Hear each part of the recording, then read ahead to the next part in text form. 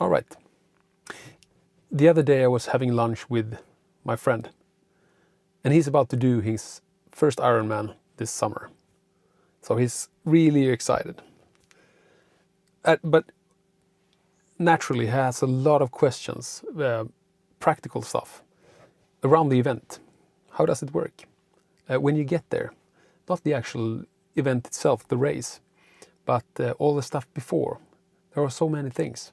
All the bags, the packing, the gear, all that. So I wanted to make a video about just that, the practical stuff from when you arrive at the event up until the starting line. You have all this registration, checking, the bike, the bags, all those stuff. So I will walk you through all those steps.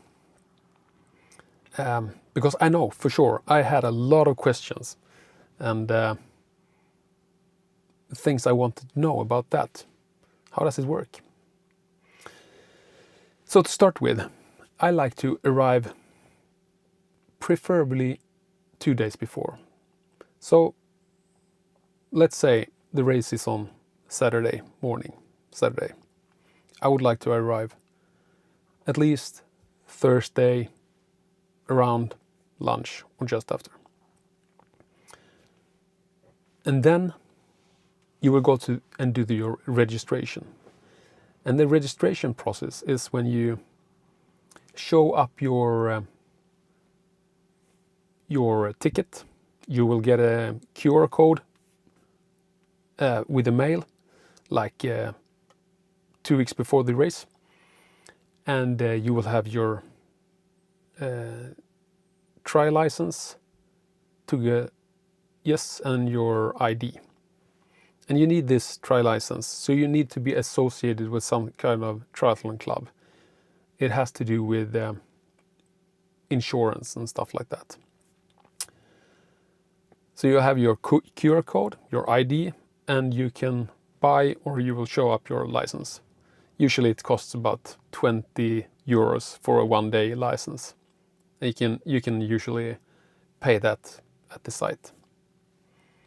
And you get there. Usually the registration is around the transition area or the expo. When you have done your registration, you usually get your bag and your paper with all the stickers on it with your bib number. And there is stickers for the helmet, for the bags that you will pack your gear in. There are stickers for like extra utilities like pumps and stuff. And there is a long sticker for your bike as well. So you usually get that, and what's that called? Swim cap for your head, for the swim. You put that in the bag. And you also get a bracelet. That's like the ticket to enter the transition area during the event later on. And you get that. And then you exit the registration. And you usually go directly into there's an Ironman shop with all the Ironman gear, clothes and stuff, before you enter the expo. So you check around the Ironman gear and stuff. If you want to buy some souvenir or new need to kit up. And then you enter the expo. The expo is where it's like an exhibition with there's usually some things you can buy, clothes and glasses, bikes. There is most often some bike repair. You can get help with if you need to do some last minute fix on your bike or need to put it together, need help with that. Buy these CO2 cartridges. I don't know what it's called. These small where you pump your tires if you have a flat tire. You can kit up if you have forgotten to bring something to the event. I tend to always buy CO2 because you cannot fly with them. So if you have flown into the event, you have to leave them behind. And some new what is that called?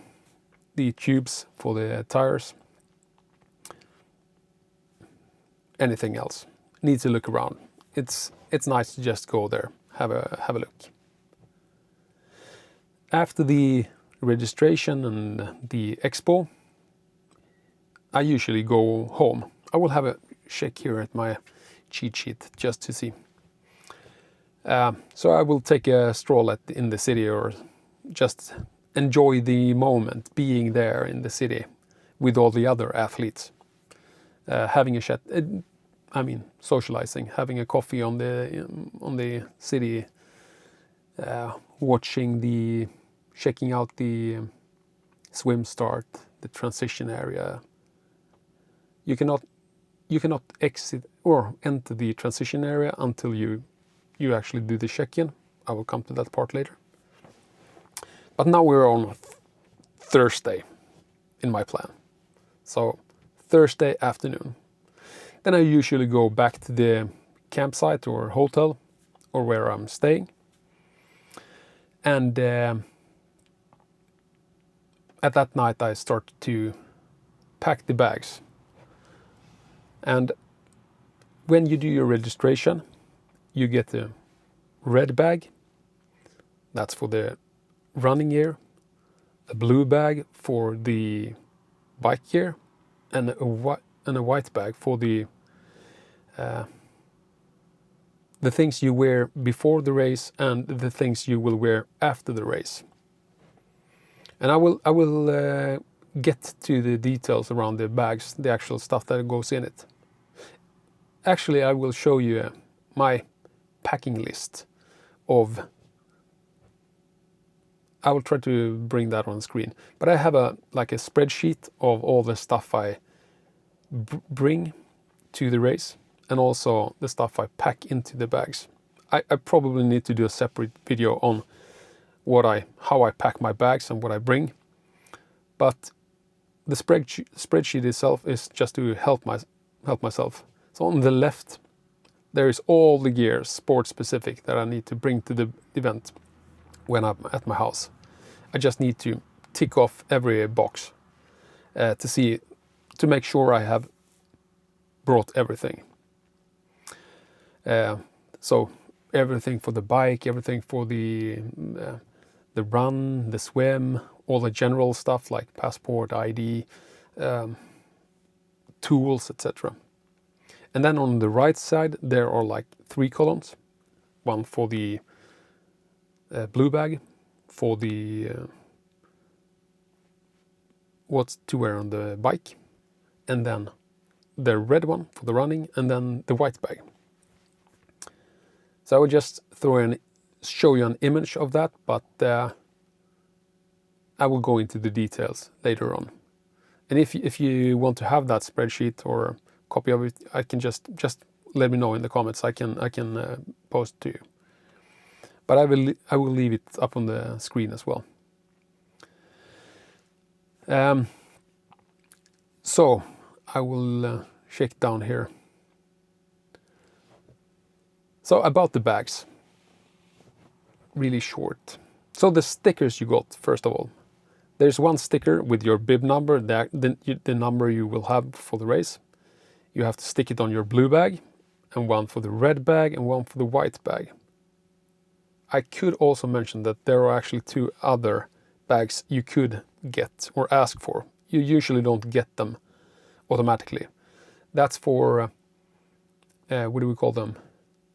They are called special needs bags. So if you have any kind of medication or extra fueling or something, there's one for the bike and one for the run. But be extra careful with those, because you will not get those back if you don't get them under the race. The stuff you have in those bags, you will not get them back. The things in the red, the blue, and the white you will get back. So the blue bag. The blue bag is where you pack all your bike stuff. So your shoes, your bike shoes, if you don't have them on the bike. I don't want to save those seconds to fiddle with getting the feet in the shoes on the bike. Your helmet. Maybe if you need extra clothes on the bike, except from your tri-suit. Maybe socks, glasses if they are not attached to your helmet, and your race belt. So the race belt is usually where you have your bib number hanging, and usually it's mandatory for the bike. And then you wear it on your back, so you twist it around. So, and it's used for both the judges. It's not called judges. The one who hands out penalties if you draft or if you do anything else. But it's also used for the photographs, so you can get the photos, the nice photos from the ride afterwards. And then the red bag, that's where you pack your running shoes, hat, glasses, extra fuel if you need, any painkillers if you use them during the race. And then the white bag with all your clothes before and after. So at the Thursday night, I do all the packing. I put all my things on top of each bag, tick off according to my spreadsheet. I have a printed version where I tick off each, so I'm sure, make sure, check, double check, put together my bike if it's been if I have traveled with it, check my brakes, oil my drivetrain, and feel the brakes, tune the gears, everything, and also put my stickers on the bike. So I try to be as ready as I can on Thursday night with the bags. And then usually on Friday morning, the day before the race, I start the morning with some, of course, breakfast and enjoying the moment. I try to do it all the time, just feeling that really feel that I'm at the place, finally I'm there, and try to enjoy it even before the race, during the race, all the time. So I sit there just enjoy.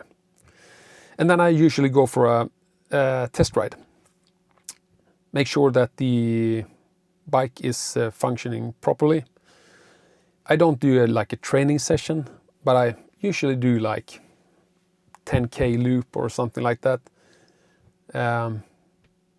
Just to make sure everything is working as it's supposed to. Because then I have time to go to the mechanic, or if I need any help, if I will have any last minute need to change or replace the tires or tubes or tune the gears or I'm just so that I can feel calm that the bike is working as I would like it to do.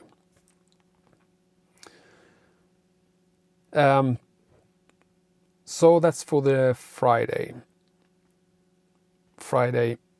before lunch. That's when I do those stuff. And the check-in, that's what it's called when you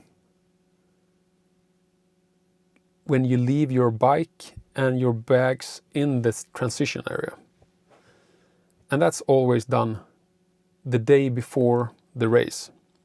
So in this case, the race is on Saturday. And then the check-in is usually, sometimes you get a time slot for when your check-in time is, but usually it's like between 2 and 6 in the evening. 2 in the afternoon to 6 in the evening. 2 p.m., 6 p.m. So I usually go there quite early, like 2, 3, to check in my gear. And the check-in, when you go to the check-in, you will have to wear your helmet with a number. and it should be clipped because the crew will feel so the helmet is securely fastened. You will have to wear your bib number around your waist. You should have your bike with the bib number attached. You should also bring your blue bag and your red bag with numbers on. The white bag you will leave back home for now. You go into the transition area for the check-in. You will have some quick check. They will check the brakes and check your helmet and all the numbers. And then you will go into where you hang your bike. So there are like numbered places where you will hang up your bike, usually on the saddle. And you check for your number, hang your bike. And when you have done that, you go away to where you hang your bags. Usually there is one hook on the top for the blue bag, and on below there is a hook for your red bag with your number on it, of course. And when you feel, and you can have a check on, of course, you can check your bike and your bags again, go around in the transition area, make sure you're comfortable, see where the swim entry point is, where the bike exit is, just to, well, feel secure about the area. And when you're done there, you will leave the transition area, and when you do, you will get your timing ship. So you will exit the transition area, and when you do, you will not be able to enter the transition area again until tomorrow or the race day. So when you exit the check-in, you will get your ship, timing ship. Your timing ship is really important, and you will wear it on your left ankle, opposite to where you have your driving train on your bike, and it will be with a securely fitted on your ankle. I usually, when I exit the transition area, I will have it on my ankle until the race is finished. I don't want to forget it. If you do, you can always go to the crew, and they will fix a new ship for you. But just to relieve any stress, I will keep it on there until tomorrow.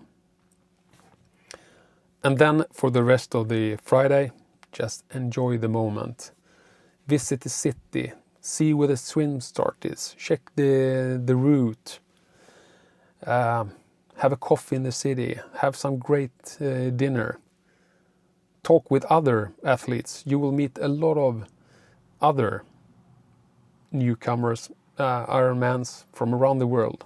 There are usually from every country in the world. Take the chance to meet new friends. Enjoy the moment. And then go back to where you are, your hotel, your place. Have a great dinner. Have a beer or a glass of wine. It will, I definitely always do, to like ease my nerves a bit, and just enjoy. And let me just check my list here to see if I have missed anything. And also on Friday night, have a last check on the routes. Check the swim route. How should you keep? Are there any aiming points? Are the buoys really clear in the water? And on the bike, check the bike tour. Make sure you are comfortably safe, or you know where the the aid stations are, just to feel secure. Same with the bike, or the run, I mean. And then on the Friday night, make sure to set an alarm. Set an alarm on the clock, on your phone, on your wife and or girl's phone as well. Double, because you don't want to miss the morning. So set a couple of alarms. Even though you probably wake up way before and you will have a bad sleep before the race. I always have a bad sleep before the race. But I feel quite comfortable that everyone else will also have a bad sleep before a race. So it's the same for everyone. You have done the work before as well. Anyway, so you will be pumped up enough for the race and you are prepared. So don't worry about that. Don't worry about if you wake up like 5-6 times during the night, or if you can't get to sleep. Listen to some audiobook, or listen to some music, or whatever. Just relax. I mean, you will get some rest even though you're just laying in the bed. Even though you just can't sleep as many hours as you usually do. Anyways, for the race morning, I usually have a to-do list, like a checklist for the things I want to do in the morning as well. Like having breakfast, having my coffee. I don't want to think about in the morning what I should eat for breakfast or what I should do. So I will have a checklist like coffee, whatever I will eat for breakfast, drink, go to the toilet, fill my water bottles. Because I usually don't put my water bottles when I do the check-in. I bring them on the morning, and then I also do fill them with the fueling I would like, and I bring them in the morning. I also put on the gear I want to have on me before the race. So usually I put on my tri-suit first, and then I have some trousers and jacket, long sleeve, because it's usually cold in the morning, at least here in Sweden, but a lot of other countries as well. In the morning it's cold, and I usually have a hat as well, and some shoes. And then in my white bag, I put my wetsuit, my goggles, and I put like a small half-liter bottle of water as well, to be able to drink just before the start, but also to rinse my goggles.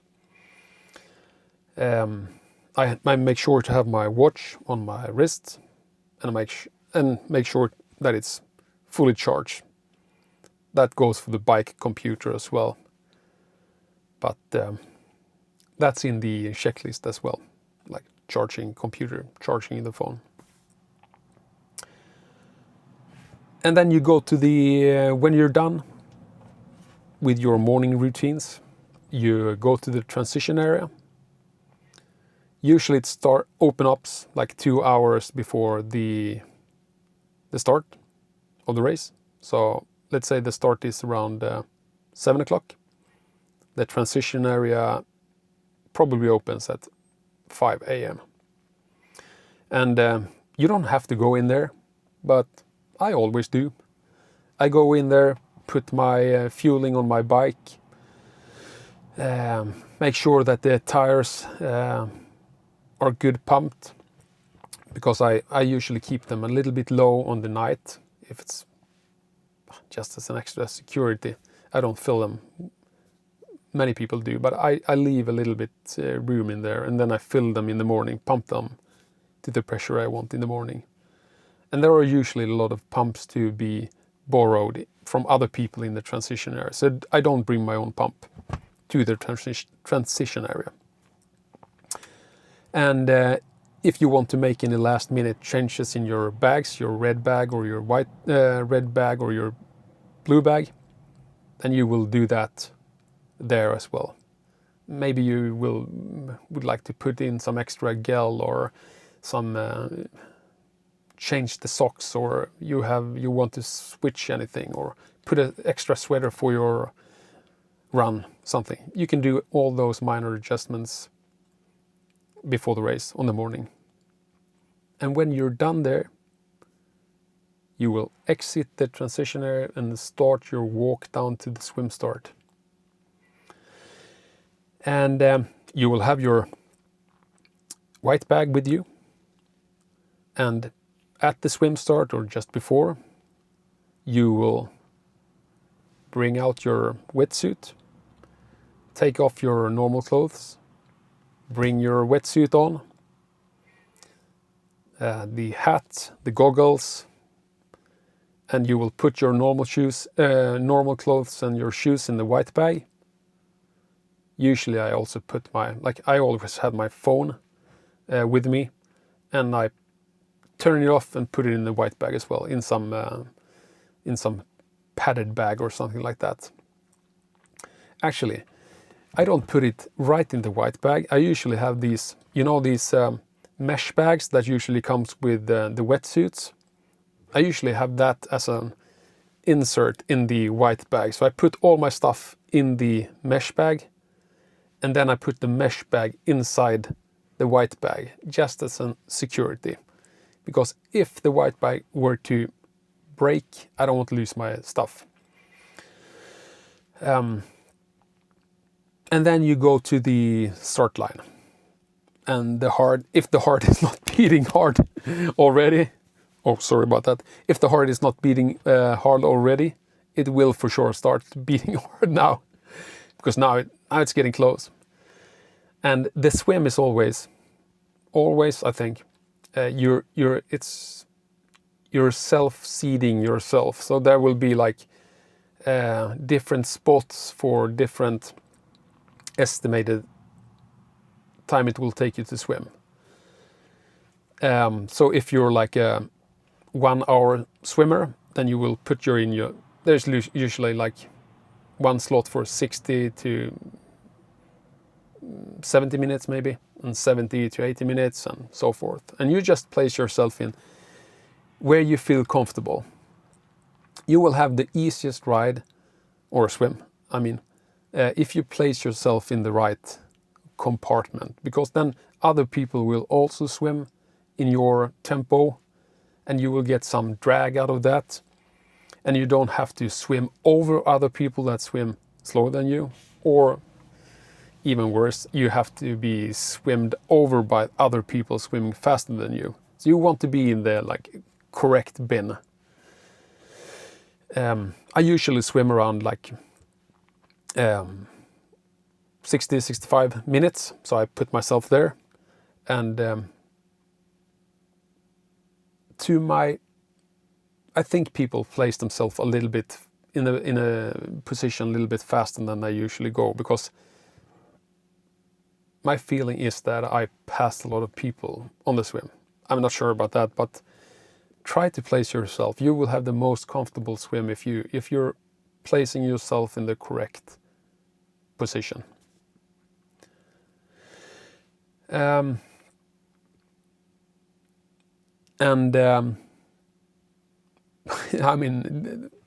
From when you're standing there, oh, I forgot the white bag. There is always bins where you put your white bag just at the swim start. And those white bags, you will get them back when you are finished racing.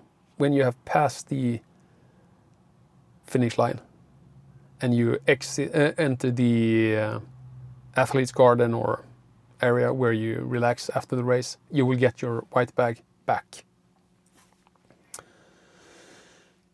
But this video were just to cover the parts from when you arrive at the event up until the starting line. So I hope I have covered most things. I have probably missed a lot of stuff. But if you have any specific comments, please let me know in the comments, and I will try to answer them. And I will have to follow up. I hope this helped. So that's it for now. All right, bye.